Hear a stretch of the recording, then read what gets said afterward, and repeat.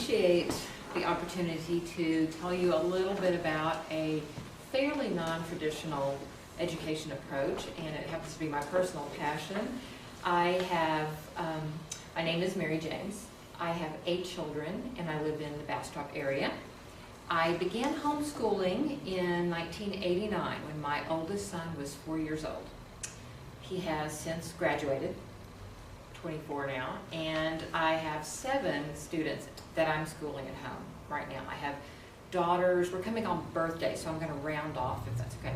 I have daughters that are 18, 16, and 14, little boys that are 13, 11, and 9, and my youngest is 6. So this and last year have been my maxed out years of 7 teaching at home. 10 years ago, in 1999, I started a nonprofit called Smoothing the Way, and it is a course, a 10-month course that guides you through the process of learning how to educate your child, talking about learning style models and modalities and just how to understand your child, choose curriculum, do lesson plans, things like that. And as a result of my service there, I began to serve on the board of the Texas Homeschool Coalition, which is a state organization whose purpose is to serve homeschoolers throughout Texas, but also to work to promote an understanding of what homeschooling is and what it does, and to watchdog in the legislature any laws that might impact our freedom to homeschool and to oversee the education of our child, which is really what I think homeschooling and what all of the things that we talk about are. It's about choice, it's about the options that are available to us so that we can choose the best for our child. In colonial times, home education was actually the norm. It was in the 1880s that compulsory attendance began to be a movement, and from that, the idea of public education came. In about the last 40 years, we've really seen a resurgence of the idea of teaching our children at home. In Texas, it's actually legal in all 50 states. In Texas, it's always been an accepted means of education. In the early 1900s, when the compulsory education or compulsory attendance law was passed in the legislature, a full 70% of Texas students were being homeschooled. So it has always been a strong showing in the education models. Leeper v. Arlington, which began in 1985, it was a class action suit, eventually established that homeschools are private schools. The class action suit saw a lot of appeals and a lot of movement through the courts, but in June of 1994, the Texas Supreme Court, in a unanimous decision, confirmed the ruling that homeschools in Texas are private schools. And private schools in Texas are not regulated.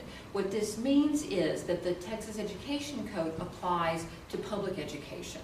So the only requirements for homeschooling to be legal in Texas are, first, that you homeschool in a bona fide manner, that you don't just say you're homeschooling and then you do nothing. Second, that you have a curriculum in visual form, but this can be books, workbooks, video, DVD programs, online. And third, that the curriculum include the basic subjects of reading, spelling, grammar, math, and a course in good citizenship, which is, generally we think of that as the civics courses that we learn. Instruction can be carried out by the parent or by one standing in parental authority. So this also opens up for tutoring, for enhancement classes, for online programs such as this. In Texas, it's estimated that currently there are 300,000 students being educated at home. At a national level, that number approaches 2 million. And we've seen homeschooling grow at a rate of 5 to 12% annually over the past few years. So I think as the laws also become more receptive, it becomes the strong third option. We see more growth in all states, but especially in Texas. I attend a national conference every year for state leaders all over the country, and I can say hands down that Texas has the best laws for homeschooling, and I think that's one of the reasons we see such growth here, because the laws are more favorable than in any state. Typically, homeschooled students score 15 to 30 percentile points above public school students in standardized academic tests. These scores typically hold, interestingly enough, regardless of the parent's formal education or the household income. Higher academic scores and strong independent study skills have, these are just two of the reasons that colleges and universities are actively recruiting homeschooled students, because they do have the skills, and of course we know that test scores are really important with college admission. The research also shows that home-educated students are doing well, typically above average, on measures of social, emotional, and psychological development. These are measuring peer interaction, self-concept, leadership skills, family cohesion, and we see that students that are taught at home are increasingly more active in activities such as field trips, scouting, 4-H, community service. So as a result of this, their social measures are also stronger. And of course, that's one of the main questions that we get in homeschooling, is what about socialization?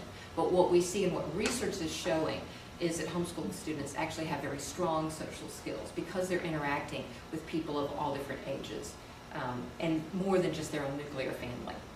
There is many reasons to homeschool, as there are homeschooling families, but I think some of the most popular, obviously, because the scores are higher on academic testing, that drives much of the interest toward homeschooling. And the reason for that, the one-on-one tutorial method has obvious advantages over a classroom situation. The homeschool parent can recognize in the moment whether or not her child grasps the concept that she's teaching. Also, because you can personalize their education, this is the ultimate individualized education plan, because you can choose the material, choose the time of day, choose all of the factors that would help your child be the most successful, because you can personalize it for each child. I have a couple of students that do not fit the normal mold, and I have had to make adjustments because of their needs. But that one-on-one work and the personalized choices allow them the greatest chance of success, rather than than hopefully having their issues recognized by a teacher. Anytime you're working one-on-one, you can address those issues at the moment and choose the best. Of course, there are as many children struggling. We see the high scores, but there are as many children struggling at home as there are in a classroom situation.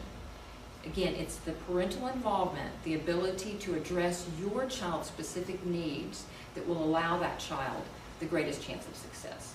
So, other reasons for choosing it, we know that a lot of parents choose home education because they want to impart a particular worldview or set of values to their children. They may want more control over peer influence. They may simply want that stronger family unit. So many reasons to homeschool, and we're so grateful that in Texas it is such a strong and available option to us. If you're interested in learning more about homeschooling, I would recommend the Texas Homeschool Coalition's website, thsc.org. A lot of the research that I've shared would come from the National Home Education Research Institute, and their website is nheri.org. And thank you again.